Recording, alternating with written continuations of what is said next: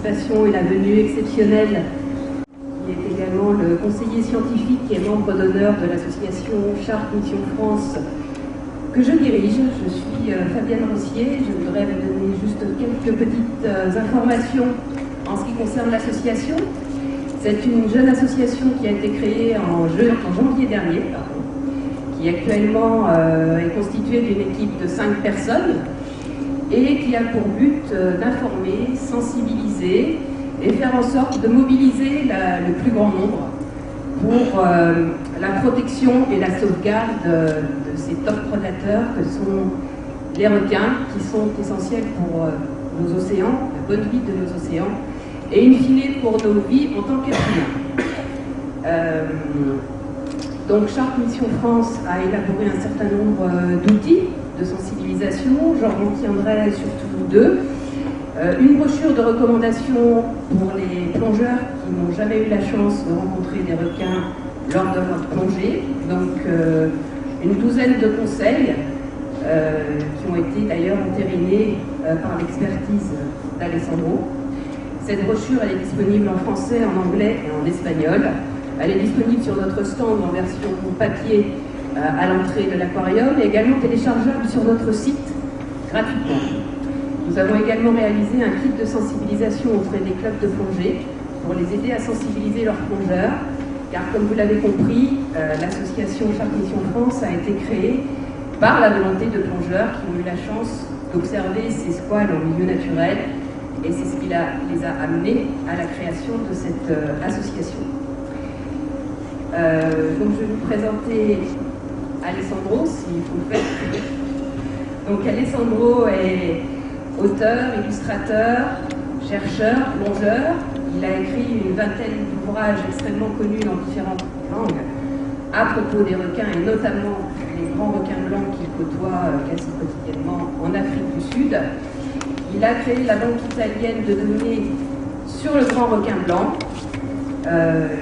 Et donc, il est également collaborateur d'Apex Expéditions de Chris et Monique Falloz, qui donc propose des expéditions avec les grands requins blancs en Afrique du Sud, et donc membre d'honneur et conseiller scientifique de SMF depuis quelques mois. Voilà, écoutez, je vais vous souhaiter une très bonne conférence et je vais laisser la parole à Alessandro. Simplement 2 petites choses.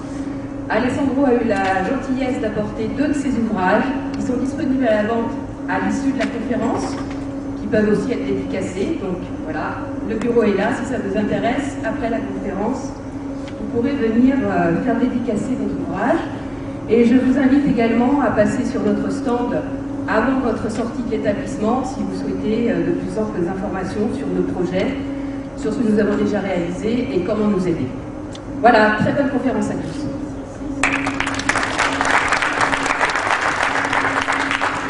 Bonsoir, bonsoir. Merci d'être venu ici ce soir pour entendre parler du grand requin blanc. Quand on parle du grand requin blanc, toujours on pense aux mers tropicales, on pense au Sud-Afrique, on pense à l'Australie, à la Californie, mais il faut dire, très important, que le requin blanc a été décrit pour la première fois en mer Méditerranée. Les premiers naturalistes qui ont parlé du requin blanc ont parlé du requin blanc en mer Méditerranée. C'est-à-dire que presque tous les années, tous les étés, nous allons lire sur les médias, sur les journaux, les magazines, première rencontre avec un requin blanc dans la mer Méditerranée. L'année suivante, tu ouvres le journal et tu vas lire première rencontre avec un requin blanc en Méditerranée. Et puis encore l'année suivante, première rencontre. Alors vous me devez expliquer pour quelle raison. Toujours il y a la première rencontre. Car ça n'a aucun sens, non? Et malheureusement, il y a beaucoup d'ignorance pour ce qui concerne la présence des requins en général dans la mer Méditerranée. Il y a peu de monde, par exemple, qui sont informés qu'en Méditerranée, nous avons 50 espèces de requins. Et parmi ces 50 espèces de requins, il y a aussi les requins blancs. Les requins blancs se reproduisent en Méditerranée. Ce n'est pas vrai, comme quelquefois dit les journaux, qu'ils viennent de mer Rouge. En effet, en mer Rouge, le requin blanc n'est pas présent. Il n'y a pas de données qui nous disent que l'espèce est réellement présente en mer Rouge. Mais c'est vrai que les requins blancs c'est constamment présent dans la mer Méditerranée. C'est une espèce méditerranéenne. Alors, qu'est-ce qui s'est passé? Que pour beaucoup d'années, j'ai reçu des messages par le public, car je me suis dédié à l'étude des requins de Méditerranée pour à peu près 7 ans. J'ai reçu beaucoup de messages par le public qui demandaient est-il possible de participer à des expéditions avec vous dans la Méditerranée, sur la mer, pour voir les requins, pour voir comment vous pouvez étudier ces animaux dans leur niveau. C'était possible de prendre partie à des expéditions comme ça, mais je devais dire tout le temps non, ce n'est pas possible. Car en Méditerranée, c'est très, très difficile de faire des études à la mer. Tout le monde regarde les documentaires, tout le monde regarde la télé, et tout le monde a la fausse impression que pour étudier les requins, on doit plonger. Ce n'est pas vrai, ce n'est pas exact. Car dans la plupart des cas, pour étudier les requins, aussi aujourd'hui, nous devons étudier les requins morts.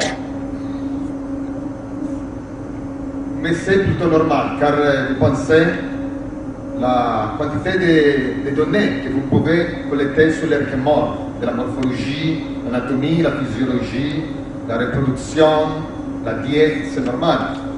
Et les pêcheurs vont chasser beaucoup de requins. Alors, les chercheurs ont la possibilité de collecter beaucoup de données par les requins morts. Tandis qu'étudier les requins à la mer, c'est très difficile, surtout en Méditerranée, car il n'y a pas d'institut qui veut se dédier à l'étude de ces animaux. Et aussi, il faut beaucoup de fonds pour faire des études à la mer. Et alors, qu'est-ce qui s'est passé? Que toutes les fois, je devais dire, ce n'est pas possible de prendre partie à des expéditions d'études en Méditerranée, mais aussi j'avais une idée. L'idée de proposer aux universités européennes un cours de biologie des requins, un cours approfondi de biologie des requins, qui n'était pas possible de trouver dans la plupart des universités européennes. Alors, par exemple, je vais en Italie, en Allemagne, en Espagne. Ce n'est pas possible de trouver une université qui va offrir à ses étudiants un cours de biologie des requins. Et c'est impliqué car beaucoup d'étudiants sont intéressés à la biologie marine, des grands prédateurs et des requins en particulier. Alors, je suis plutôt là, je dois dire. Car il m'a fallu 17 années, pensant à la fin, la conclusion peut être facile, de mettre ensemble deux choses, de faire des expéditions où les gens, tout le monde, peuvent venir participer, peuvent voir les requins dans leur habitat, peuvent voir les requins chaussés et peuvent entendre des descriptions de la biologie des requins, du comportement des requins par les spécialistes. C'est-à-dire faire une expédition qui est aussi un cours en biologie des requins. Mais où faire quelque chose comme ça? Alors l'espèce la plus intéressante pour le grand public, c'est bien sûr le requin blanc. Il est très grand, il est le plus grand requin prédateur, c'est-à-dire qui ne mange pas seulement de plancton comme les requins baleines ou les requins pèlerins. Et tout le monde les connaît, tout le monde est très intéressé pour cette espèce, aussi car nous savons que dans quelques rares cas, il va attacher les hommes, les êtres humains. C'est-à-dire qu'il y a beaucoup de choses qui font devenir cette espèce particulièrement intéressante pour le grand public. Mais en Méditerranée, est-il possible de faire des cours, des expéditions sur la mer où le monde veut voir les requins blancs? Non, ce n'est pas possible, car aussi si nous avons l'espèce dans tous les eaux de la Méditerranée, en France, en Italie, en Russie, en Espagne, partout, maintenant, le numéro de spécimens est devenu très très bas, c'est-à-dire que l'espèce est devenue très très rare. Si nous allons voir les données plus anciennes, par exemple au début du XXe siècle, nous trouvons qu'il y avait des endroits dans la Méditerranée où l'espèce était commune, aussi très commune. Par exemple, la région de la Croatie, c'était très très important. Et on sait, par les données, que le requin blanc aussi se reproduisait dans ces régions-là. En France, n'a jamais été très connu, mais on a eu beaucoup de rencontres dans le passé. Maintenant, c'est très très difficile.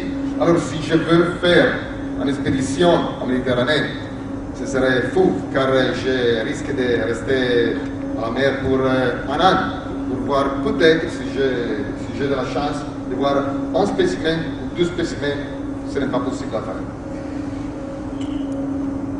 Ce petit village que vous voyez dans la photo s'appelle Simonstown. Simonstown, c'est situé près de Cape Town, c'est-à-dire 50 minutes de voiture de Cape Town, en Sud-Afrique. C'est une jolie ville. Et aussi, ici se situe un important base militaire. Et c'est aussi connu car il y a une colonie de pingouins sud-africains ou tout simplement pingouins africains. C'est la colonie de Bowler's Beach. Elle est une des colonies de pingouins la plus connue du monde. Petit, mais très, très jolie. Toute la région, c'est très très belle d'un point de vue naturalistique et pas seulement pour la présence des requins. En effet, ces régions qu'on appelle la False Bay, c'est un plutôt petit baie où nous avons une île qui s'appelle Seal Island. Et Seal Island, c'est la région où il y a une colonie des otaries, une grande colonie des otaries. Nous allons la voir dans quelques minutes. La False Bay, c'est une région très intéressante pour la nature. Je peux dire que c'est encore une région qui, pour beaucoup de raisons, on peut définir presque vierge.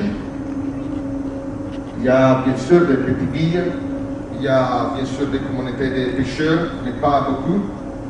L'ambiance n'a pas encore été dévastée.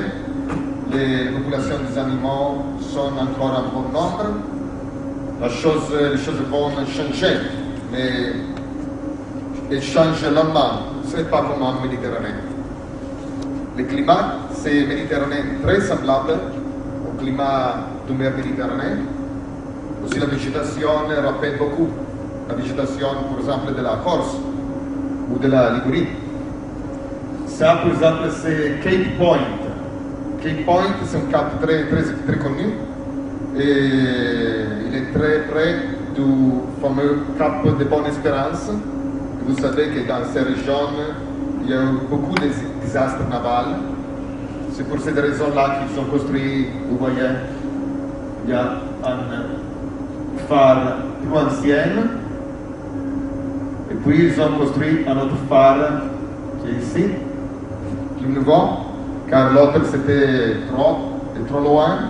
Et beaucoup de fois, ils ne faisaient pas ce qu'ils devaient faire quand il y avait très mauvais temps, quand il y avait les fortes tempêtes.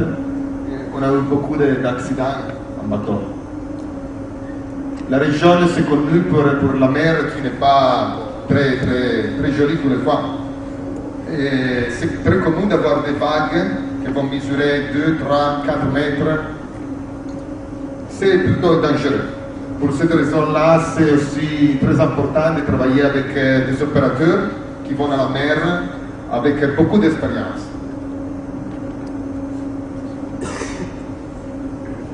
Nous disons que la région c'est très intéressante pour beaucoup d'aspects et pour beaucoup d'espèces d'animaux qui vivent dans cette région-là, et pas seulement les requins. Nous avons beaucoup d'espèces de requins, mais la plus importante dans la False Bay, c'est le grand requin blanc. La baie offre toujours des spectacles merveilleux, surtout pour les naturalistes et pour les photographes naturalistes. Et ici, les pingouins africains, la colonie des pingouins africains, la colonie de Boulders Beach, se situe exactement au-dedans de Simonstown. C'est-à-dire que quelquefois, à la soirée, vous allez au restaurant, vous allez manger une pizza ou des poissons, et vous allez rencontrer les pingouins dans la rue. C'est joli, hein? Dans la rue, vous allez rencontrer les pingouins. Quelquefois, vous voyez monter l'escalier. Et aussi pour les passionnés d'ornithologie, c'est une région très importante car vous avez beaucoup d'espèces très rares ou peu communes. Vous avez par exemple des espèces d'albâtres qui sont très grandes. Vous allez rencontrer différentes espèces aussi, des albatros quand vous allez près de Cape Point ou dans la sud. Et les baleines, c'est la False Bay et toutes ces côtes sud-africaines, c'est un des endroits meilleurs pour observer les baleines. En particulier, si vous venez à la fin d'août jusqu'à octobre, c'est la période meilleure pour voir les baleines franches australes qui peuvent atteindre 20 mètres de long. Et vous voyez qu'elles viennent souvent très près de la plage, très près de la ville, des bâtiments. Mais il est commun de les voir aussi en 3 mètres d'eau. C'est incroyable. Et dans le période meilleur, vous allez voir sauter les baleines, aussi de votre maison, de Simonstown, de la fenêtre, par la fenêtre, vous allez voir les baleines qui vont sauter au dehors de l'eau. Ça, c'est la tête de la baleine franche. Et puis, par exemple, on peut rencontrer des balénoptères de braille qui sont un peu moins communes, sont très plus rapides, plus difficiles à photographier. Et une autre chose incroyable, ce sont les dauphins, car il y a un nombre de dauphins qui c'est vraiment étonnant. Quelquefois, tu as la baie qui est complètement pleine de dauphins. Je parle de 500 dauphins, 1000 dauphins, 2000 dauphins aussi. C'est incroyable. Il y a différentes espèces de dauphins, mais surtout, nous avons les dauphins communs, qui sont deux espèces avec le museau long et le museau court. L'espèce avec le museau long, c'est une espèce que vous trouvez en Sud-Afrique. Et tandis que l'espèce avec le museau court, vous la trouvez aussi dans la Méditerranée. En temps, ils pensaient que c'était deux sous-espèces. Sous-espèces, maintenant, nous savons, après des analyses génétiques, qu'il s'agit de deux différentes espèces, très semblables. Mais la coloration est un peu différente, il y a cette différence de la longueur du museau. Alors, c'est-à-dire que toute la baie, c'est incroyable pour toutes les formes des organismes vivants, pour les biologistes marines, pour les zoologistes, pour les photographes naturalistes, c'est un paradis. Nous faisons toujours des expéditions qui vont durer 7 jours, et dans l'espace de 7 jours, vous allez bien sûr voir beaucoup de différentes formes d'organismes vivants. Et c'est vraiment incroyable car chaque expédition c'est différent. Par exemple, si on va plongée près de Cape Point. C'est un voyage plutôt long car vous travaillez en bateau pour à peu près 2 heures, 2 heures et demie. Vous allez voir dans des eaux cristallines, les peaux bleues, en grand nombre, quelquefois aussi 30, 40 spécimens à la fois. Et vous voyez la clarté des eaux, c'est incroyable. Et dans les mêmes eaux, vous pouvez aussi voir les requins macaques. Les requins macaques, que vous savez, c'est une espèce très, très rapide. On dit toujours que les requins macaques, c'est les requins les plus vite de tous les requins ici. On parle de vitesses qui peuvent atteindre peut-être 80 km à l'heure ou peut-être aussi 100 km à l'heure. C'est de la même famille de requins blancs. Le requin macaque, c'est incroyable, c'est très très bon. Il est un peu dangereux et il faut utiliser la cage pour se plonger avec le requin macaque. Mais en tout cas, nous sommes ici pour parler en particulier du grand requin blanc.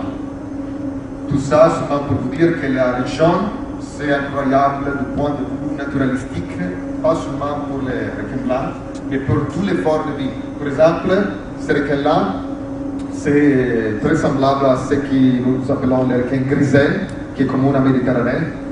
Et cette espèce particulière de requin grisel que nous avons dans la False Bay, vous le pouvez rencontrer aussi à 10 mètres de profondeur et 50 mètres de rivage, quelquefois aussi 20 mètres de la plage. Il faut se plonger avec les bouteilles pour cette espèce-là, car elle reste tous les fois sur le fond. Et c'est une des espèces qui devient la proie du grand requin blanc. Cet homme s'appelle Chris Fellows. Chris Fellows, c'est un naturaliste, c'est un connaisseur du grand requin blanc, c'est un spécialiste des requins, très connu, et il est un grand photographe naturalistique. Et c'est aussi le propriétaire de cette compagnie qui s'appelle Apex Shark Expeditions, qui va protéger les gens, voir les requins blancs en particulier, et se plonger dans la cage pour l'observer. Il a travaillé avec beaucoup de aussi médias, comme National Geographic, Discovery Channel, et il a réalisé la plupart des photos que vous avez vues de requins blancs qui va sauter au dehors de l'eau. En fait, il a été la première personne qui a décrit ces comportements, qui a documenté ces comportements-là, Chris Fellows. Alors, quand j'ai décidé de faire cette expédition avec cours de biologie, j'ai décidé avec qui je veux travailler. Il y a beaucoup d'opérateurs dans le monde qui déportent à voir les requins. Quel est l'endroit meilleur et qui est la personne meilleure avec laquelle tu décides de travailler. Alors, pour voir les requins blancs, on peut aller au Sud-Afrique, Australie du Sud, on peut aller en Californie, on peut aller au Mexique, en particulier à Guadeloupe. Mais ce n'est pas la même chose. Par exemple, Californie n'est pas très bonne, car la visibilité sous-marine, c'est très très mauvais. Beaucoup de fois, tu as 1 mètre de visibilité, 1 mètre de ligne de visibilité. Et beaucoup de fois, c'est difficile de trouver les requins blancs. C'est-à-dire que le pourcentage de succès n'est pas très haut. En Australie, c'est très très bon.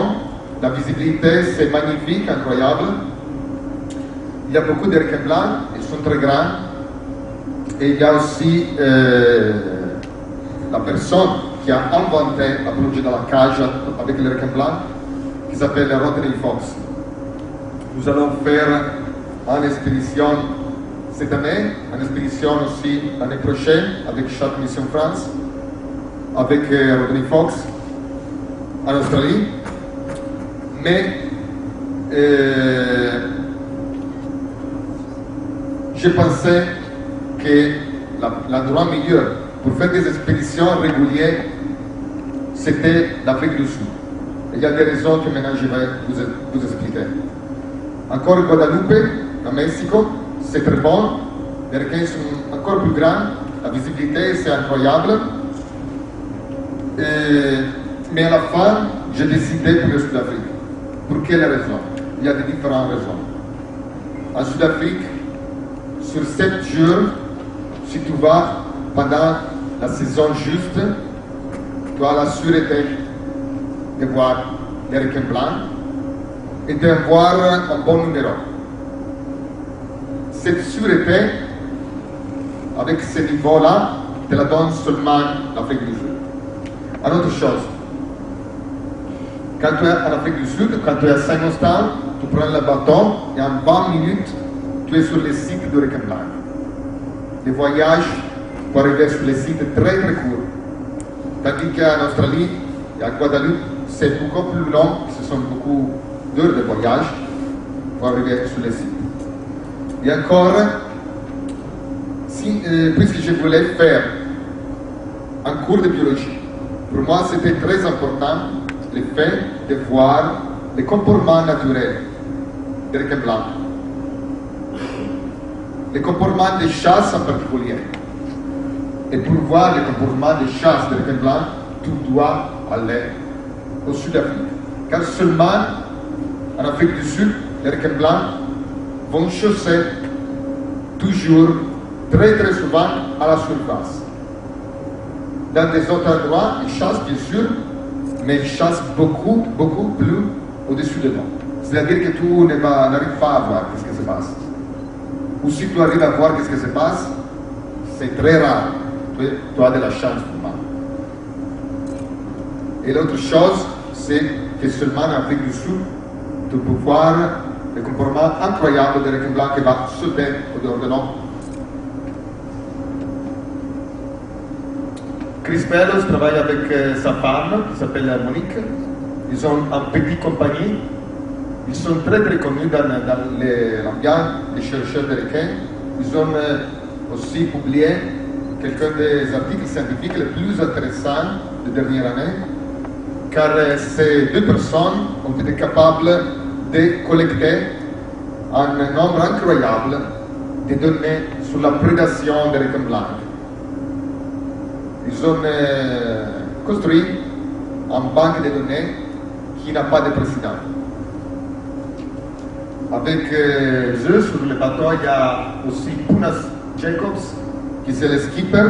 Ici, vous le voyez avec un requin problème. Et le fait qu'ils ont une petite compagnie qui prend seulement 11 participants, pour moi, c'est très important. Car il y a beaucoup d'opérateurs en Afrique du Sud qui travaillent avec les requins blancs, à peu près 15 opérateurs, mais la plupart a des grands bateaux, ils prennent beaucoup de gens, les sorties en mer sont plus courtes. Ce qui est intérêt, dans la plupart des cas, c'est de voir quoi? Les requins de la cage. Tu vois dans la cage, tu vois les requins, et c'est fini. Avec Chris Pelos, on peut faire quelque chose de plus intéressant, quelque chose de plus complet. Alors nous faisons la plongée dans la cage. Oui, ici je suis tombé dans la cage. Hein? Et nous faisons aussi la plongée dans la cage, mais ce n'est pas la seule chose. Et nécessairement, ce n'est pas la chose la plus importante. Alors, si tu veux voir les requins blancs qui chassent, la chose importante, c'est de sortir quand il n'a pas encore la lumière, avant de l'aube. Quelquefois, les gens me disent, quoi? Je me dois réveiller à 6 heures, 5h30, et je dis, bien, peut-être que c'est mieux que tu restes en maison. Car, bien sûr, c'est une expédition particulière, c'est une expédition pour les gens qui sont allés à la mer et apprécier les choses belles que la mer te va offrir dans certains moments précieux. Ce n'est pas pour tout le monde. Ce n'est pas une activité touristique. Alors quand tu vas sortir à 7 heures de la matin, tu vas voir l'aube sur la baie, le soleil qui va monter de derrière les montagnes. Ça, c'est le phare de Roman Rock qui est devant Saint-Nostan. Et tous les jours, les couleurs sont différentes, la lumière est différente. C'est un spectacle magnifique. La chose importante, c'est d'arriver à Seal Island, d'arriver à l'île des Otaries, au juste moment, car le requin blanc va chasser ses proies, et en particulier les Otaries, qui sont ses proies préférées, à l'ordre. Si tu arrives tard, tu vas perdre le moment. Et ça, c'est Seal Island. Seal Island, c'est la maison, nous pouvons dire, de 60 000 otaries. C'est une très très grande colonie. C'est la plus grande colonie d'otaries d'Afrique qui est située sur une île. Vous voyez des hélicoptères, tous les points que vous voyez, ce sont des otaries. 60 000 animaux. 60 000 animaux. Alors, quand tu arrives à l'île, qu'est-ce que tu regardes? Car le requin, bien sûr, va nager au-dessus de l'eau. Tu ne vas pas le voir, simplement. Il faut faire attention, il faut regarder un ciel, pas dans la mer. Car dans le ciel, tu vas voir les oiseaux. Les oiseaux, qu'est-ce qu'ils font? Ils cherchent. Tous les matins, les oiseaux vont chercher. Qu'est-ce qu'ils cherchent? Ils volent à 10 mètres, 20 mètres d'auteur, ils regardent là-bas. Ils cherchent les requins. Ils cherchent les otaries. Ils cherchent en particulier les moments où les requins s'approchent à l'otarie. En ce moment-là, tu vas voir les oiseaux qui vont s'unir dans un single point de la surface. Alors tu prends le bâton et tu vas courir. Il faut faire vite, vite. Dans ce moment-là, tu iras voir la plupart des fois un otarie qui sont à la surface. Et si tu as de la chance, tu vas voir un spectacle incroyable. Des spectacles que tu peux voir seulement dans ces endroits-là. C'est-à-dire que c'est impossible de voir les requins blancs qui chassent, par exemple, en Australie. Non, bien sûr, ce n'est pas possible. Mais sur une expédition de 7 jours, c'est très, très, très, très difficile. Tandis que si tu vas dans les moments justes, dans les périodes justes, c'est-à-dire d'avril à septembre, en Sud-Afrique, tu as de bonnes possibilités de voir ces comportements. Et en particulier, si tu vas surtout des jeunes à la fin d'août, au début de septembre, tu as de très grandes possibilités de voir plusieurs prédations aussi dans la même journée, dans la même matinée. Vous voyez, la tête de l'otarie, c'était dans la bouche du requin, maintenant c'est dehors. Elle a eu de la chance. Cette fois, elle va survivre. Nous ne voulons pas que le requin va tuer l'otarie. Nous ne sommes pas des sadiques. Seulement qu'il va essayer.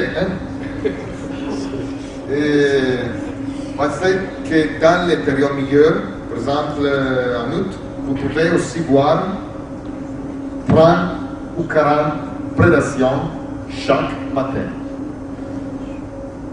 Ça ne veut pas dire que tous les fois vous voyez le spectacle que vous avez vu.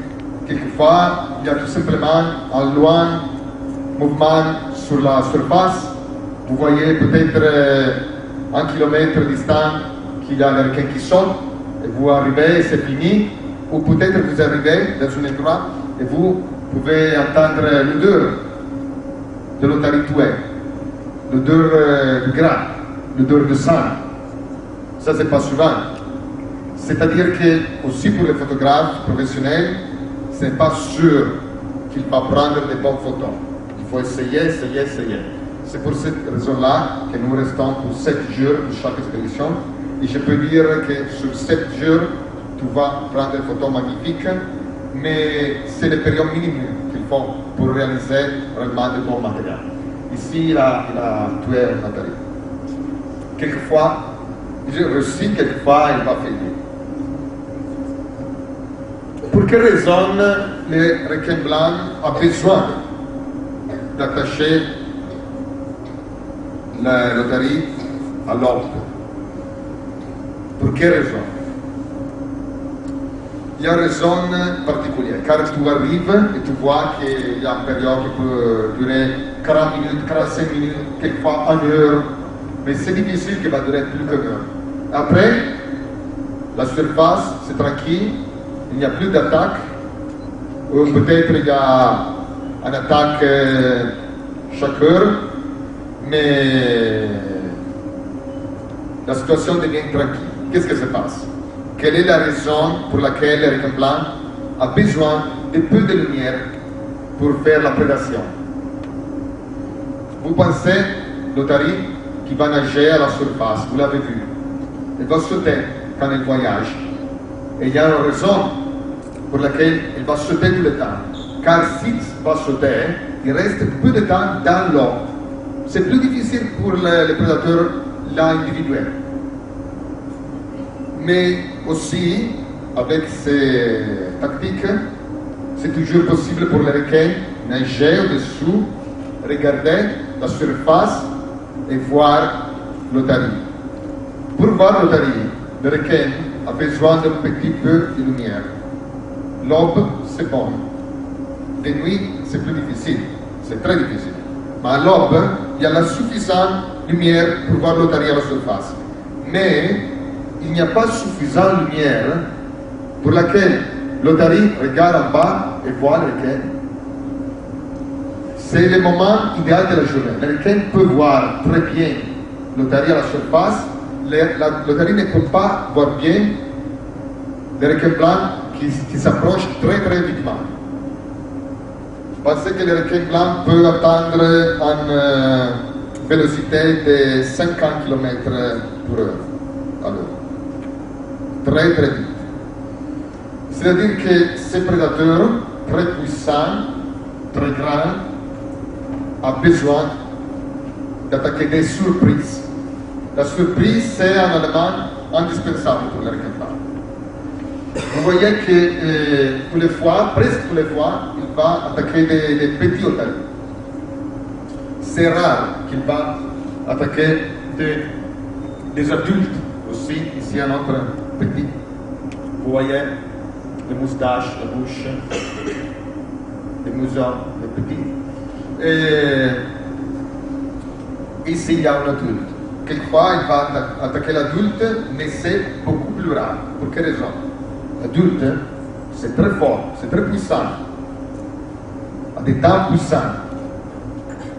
C'est possible que l'adulte otarie va donner des problèmes à requin blanc. Il fait du tout quand il doit défendre sa vie. Attaquer le petit, c'est beaucoup plus simple. Et il y a aussi des autres raisons. Le petit n'a pas d'expérience.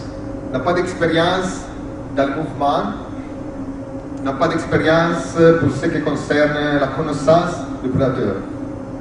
Alors, il ne sait pas comment réagir quand il est attaché.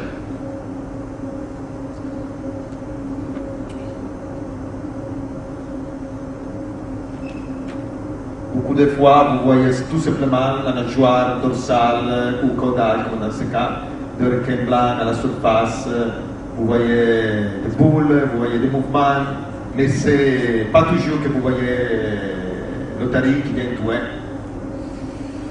Et ici, nous voyons le moment qui va suivre l'attaque. Quand tu vois que les oiseaux vont toucher la surface de l'eau, c'est-à-dire que ça veut dire que le requin a tué la proie. La proie, dans ce moment, est morte. Et les oiseaux deviennent plutôt invadants. Ils vont essayer de prendre quelques petits morceaux de la carcasse. Ils n'ont pas peur du requin blanc, mais nous savons que quelquefois le requin blanc va manger aussi les oiseaux marins. Mais il connaît la situation et dans ces moments-là, c'est très rare que le requin va attacher les oiseaux. Car la chose la plus importante pour les requins, c'est de manger vitement. Un peu comme les chiens que vous avez à la maison, non? Il va manger vitement. Pour quelle raison? L'instinct lui dit, tu dois manger vitement. Peut arriver quelqu'un va te prendre le repas. La même chose se passe avec le requin blanc. Et vous demandez, mais qui va voler les repas au requin blanc? Bien sûr, notre requin blanc. Quelquefois, on se demandait, mais le requin blanc va chasser un groupe, comme par exemple les loups ou les orques? Pas du tout. Mais on a vu que beaucoup de fois, il y a un requin blanc, il nage, il va chercher sa proie, et plutôt près, il y a un autre requin blanc. Plutôt près, ça veut dire des dizaines de mètres, ou peut-être aussi des centaines de mètres. Et si le requin va tuer un proie, l'autre requin peut-être qui s'approche en essayant de prendre la proie de l'autre requin, de voler la proie.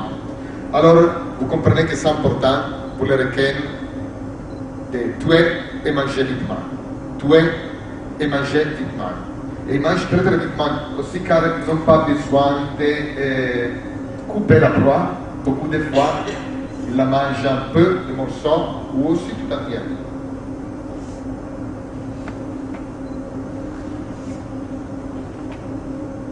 Quelquefois, les oiseaux vont aussi toucher des requins blancs sur la tête, la nageoire. Dans ce cas-là, par exemple, c'est passé qu'il y avait un grand morceau de grain des otaries et nous attendons. Nous attendons que les requins viennent le manger, car ils mangent tout. Quelquefois, il faut des secondes. Beaucoup plus rarement, il faut des minutes. Mais à la fin, ils vont manger tout. Seulement, ils vont laisser quelquefois des viscères que les oiseaux vont manger.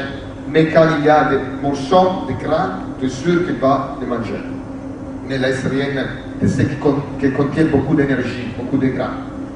Et il y avait ces morceaux-là, passe beaucoup de secondes, tranche, il n'arrive pas.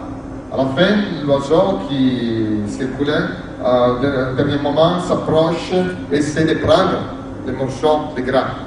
Dans ce moment-là, le requin arrive. Et c'est incroyable, car tu ne vas pas le voir. Le mimétisme de cet animal, c'est incroyable. Les couleurs des requins, c'est les couleurs de l'eau où il vit. Il s'agit des eaux très très torbides. La visibilité, c'est plutôt terrible. La plupart des fois, pensez 2 mètres, 3 mètres de visibilité, beaucoup de fois. Et ça, c'est qu'il faut pour les requins blancs pour chasser bien. Car il peut attacher pour surprise. Et ici, ils vont manger les viscères de l'otarie. Le requin finit, il s'en va, mais les oiseaux vont rester pour 10 minutes, 15 minutes, 20 minutes. Et ici, il y a l'île, Seal Island, avec sa colonie de 60 000 otaries. Et qu'est-ce qu'ils font, les otaries? 24 heures jour, qu'est-ce qu'ils font? Ils vont crier tous les jours. Oh. Et c'est incroyable car ils font comme ça pour des milliers d'années. Ils font comme ça 24 heures au jour, 365 jours à l'année. Nuit, jour, toujours, ils vont crier. Et l'odeur, c'est plutôt dégoûtant, hein? Car vous pouvez imaginer. Mais la bonne chose, c'est que les expéditions sont en hiver. En hiver, l'odeur, c'est supportable. C'est un été que c'est terrible, vraiment.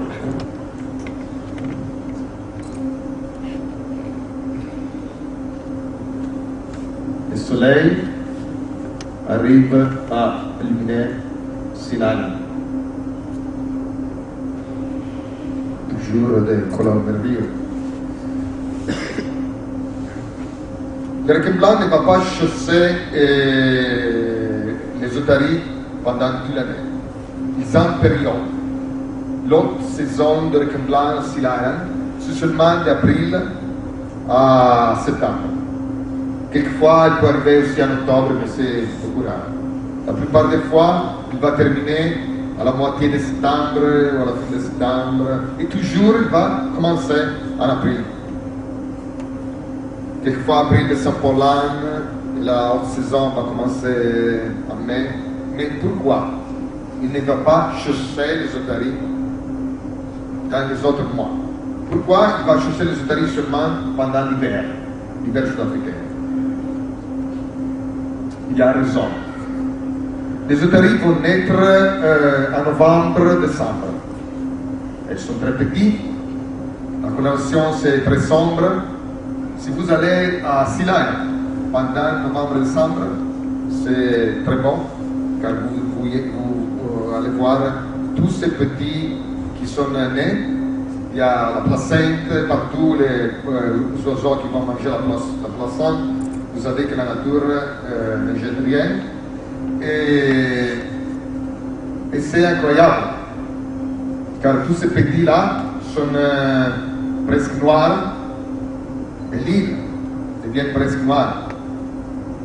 Mais le requin blanc va attendre. Il ne veut pas chasser les petits en novembre-décembre. Et qu'est-ce qu'il attend? Il attend avril pour une raison. Et la raison, c'est que seulement en avril, les petits ont mangé, ont pris beaucoup de lait par la mer. La peau s'est devenue plus grosse. Ils sont devenus plus riches d'énergie, plus riches de calories. Ils sont pleins de gras et le requin blanc préfère l'alimentation qui est riche de gras, qui lui donne beaucoup d'énergie. Une fois, nous avons rencontré des requins blancs très grands près du bateau. C'était janvier. Janvier, ce n'est pas l'autre saison de requins blancs à Silay. Mais nous avons trouvé des requins. Et ils sont venus près du bateau. Il y avait la pâte. Et c'était plutôt étrange car les requins s'étaient intéressés à la pâte, mais ils n'étaient pas intéressés à un otarie qui était mort près du bateau. Il n'était pas clair la raison pour laquelle l'otarie était mort, mais il n'avait pas de sang, de blessures. Peut-être qu'ils avaient un virus, car ils tombent malades très très souvent quand ils sont petits, et beaucoup de fois ils ont des infections virales qui vont les tuer. Nous avons pris ces petits-là, nous avons coupé la peau pour voir ce que nous savons déjà. C'est-à-dire que la peau était très très subtile. Il n'y avait presque pas du tout de gras. C'est pour ces raisons-là que le requin n'était pas intéressé. Le requin blanc s'intéressait à une alimentation qui est riche de gras, qui est riche de calories. Alors ils attendent que les otaries deviennent plus grandes. Et aussi, ils attendent que les otaries apprennent à nager et apprennent à chasser pour eux-mêmes. C'est-à-dire qu'en avril et en mai, les petits otaries continuent à prendre le lait par la mer, mais aussi ils vont apprendre à chasser les poissons, les mollusques, les crustacés. Ils s'éloignent de l'île pour la première fois. Chaque jour, ils vont chasser pour eux-mêmes. Ils n'ont pas d'expérience et c'est le moment le plus propice, le moment meilleur pour les requins blancs pour commencer à chasser les petits otaries. Les requins blancs, vous comprenez, c'est un élément fondamental de la sélection naturelle. Vous voyez cette région-là, où vous avez les otaries dans l'eau, très proche de l'île. Le fond est très bas, il y a 1 mètre d'eau. Les otaries, ils savent que les requins blancs ne viennent pas ici, c'est sûr là. Alors, ces régions-là, et c'est la région juste pour se regrouper. Ils forment un groupe. Quand le groupe est grand, les otaries vont partir. Vont s'éloigner et vont chasser. Ils font comme ça tous les jours, car ils savent que si tu restes dans le groupe, il y a une sûreté que le requin blanc probablement ne va pas attacher. Tous les proies savent toujours que si tu restes en groupe, pour les prédateurs c'est plus difficile de chasser. car il y a beaucoup de yeux qui vont regarder, des oreilles qui vont entendre le bruit. Et aussi, c'est plus difficile pour les prédateurs de choisir un single proie qu'un groupe. Pour ces raisons-là, les requins blancs attaquent presque toujours les otaries qui remainent tout seuls et cagnent et reviennent tout seuls. Les otaries vont partir de l'île en groupe, mais quand ils sont au large, chaque otarie va chasser pour leur-même. Et quand il doit retourner à l'île, il y a le problème, car ils vont retourner tout seuls. Ça, c'est le moment du danger. Et les requins le savent. Alors les requins, qu'est-ce qu'ils font? Les requins restent toujours très proches de l'île. Il y a un circuit, quelquefois on l'appelle le circuit de la mort, car l'otarie doit creuser, doit passer pour ce circuit, et les requins blancs vont attendre l'otarie dans ces régions-là. Alors tu vois les otaries que quelquefois ils se cherchent l'une avec l'autre. Un est là, l'autre là. Ils vont s'approcher à l'île. Ils vont essayer de s'unir pour être deux, et puis trois, quatre. Mais quelquefois, ils ne vont pas réussir à faire comme ça. Et les requins blancs vont sauter et vont chercher sa proie. Sur l'île, vous trouvez aussi beaucoup d'oiseaux, surtout des cormorans et des pingouins. Ça, c'est intéressant. C'est une otarie et vous pouvez voir qu'il y a une blessure de requin blanc dans la partie postérieure, une morsure fraîche, avec les gras qui est posé. Ce n'est pas une blessure mortelle, peut-être qu'elle va se sauver. C'est très probable qu'elle va se sauver. Car il n'a pas touché les organes vitaux. Mais pour quelle raison c'est intéressant? Le requin blanc, c'est un prédateur très intelligent. Il connaît très bien ses proies. Dans la False Bay, vous avez seulement des otaries. Mais par exemple, si vous allez en Californie, c'est différent. En Californie, vous avez les otaries et les phoques dans la même région. Vous savez que les otaries et les phoques sont semblables, mais ne sont pas la même chose. Ce sont différents. Par exemple, les otaries ont des oreilles externelles qui sont bien évidentes, comme notre oreille. Et encore, les otaries vont nager en utilisant surtout les nageoires antérieures pour la propulsion, tandis que les phoques, pour la propulsion, vont utiliser les nageoires postérieures. Alors, en Californie, le requin blanc connaît la différence.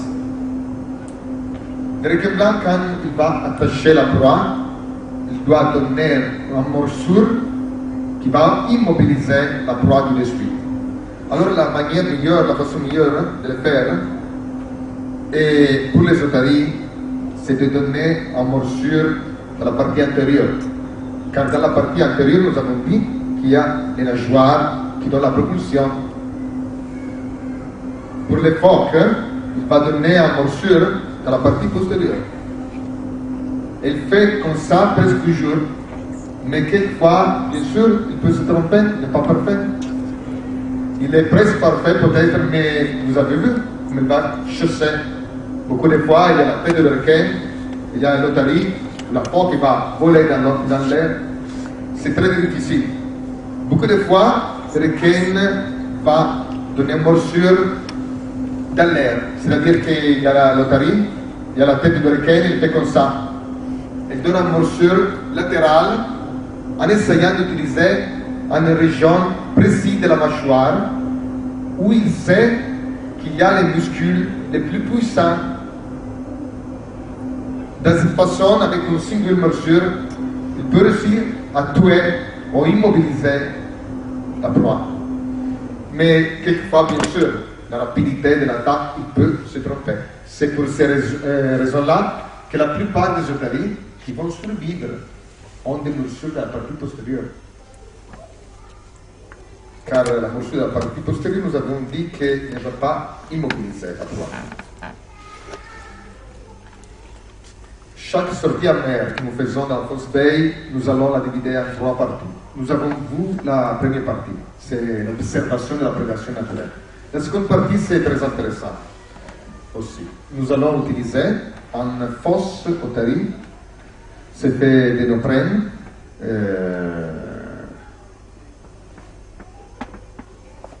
et il y a une distance du bateau de 17 mètres.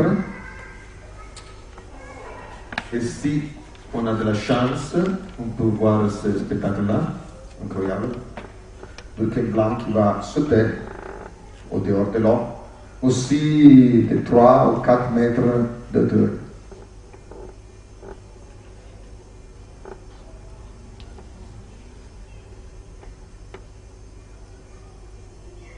Et être sur le bateau avec Chris Bellos aussi fait la différence, car je vous ai dit, il est vraiment un des meilleurs photographes naturalistes qu'il y a en activité en cette période. Alors, tous les fois, il essaie de mettre le bateau et le photographe dans les justes moments pour prendre des photos qui sont incroyables. Incroyables.